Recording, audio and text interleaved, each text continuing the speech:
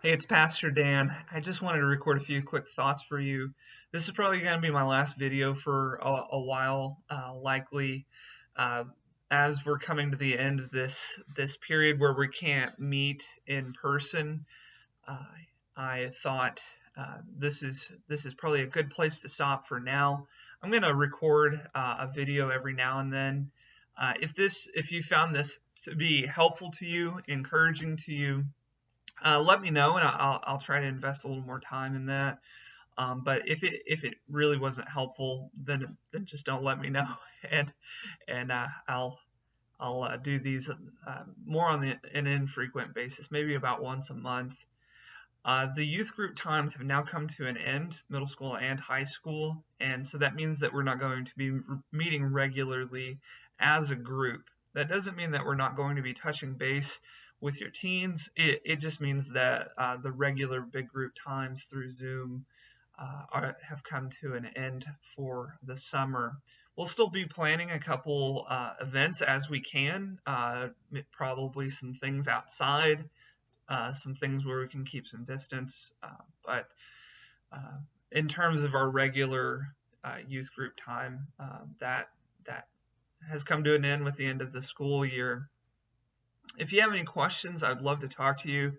I've been able to think and reflect and work on some projects during the stay-at-home order, and so I'm hoping to have a pretty exciting for me parents meeting in the fall, have everybody come together again. But I'm really hoping I get to see y'all over these next few weeks. I just wanted to record a, a reading from this devotion. There's this praying through the Bible for your kids by Nancy Guthrie, and it's something that Nora and I have been reading through in times before bed, and found this devotion to be particularly fitting, and I think it's a good encouragement to our kids. This is from John 12, verse 23. It says, Jesus replied, "Now the time has come for the Son of Man to enter glory. I tell you, unless a kernel of wheat is planted in the soil and dies, it remains alone, but its death will produce many new kernels, a plentiful harvest of new lives.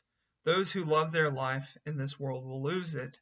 Those who care nothing for their life in this world will keep it for eternity."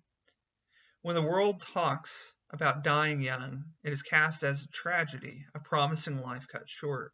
But when Jesus calls our sons and daughters to die, even in their youth, it is not a tragedy. Instead, it is an invitation to a life with no regrets, a life of adventure and intensity, a life that will matter into eternity.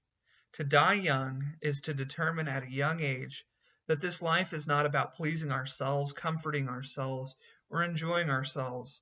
It is about beginning to die now to self-interest, self-love, and self-importance. It is to determine that life will be about much more than a good education, a nice house, some winning seasons for a favorite sports team, and saving for a comfortable retirement. Instead, it will be about giving one's life away in ways that will bear fruit for the gospel of Christ. And I thought it would be a helpful encouragement to encourage you to think about what is it that you're hoping for your teens. What kind of life are you telling them is the good life?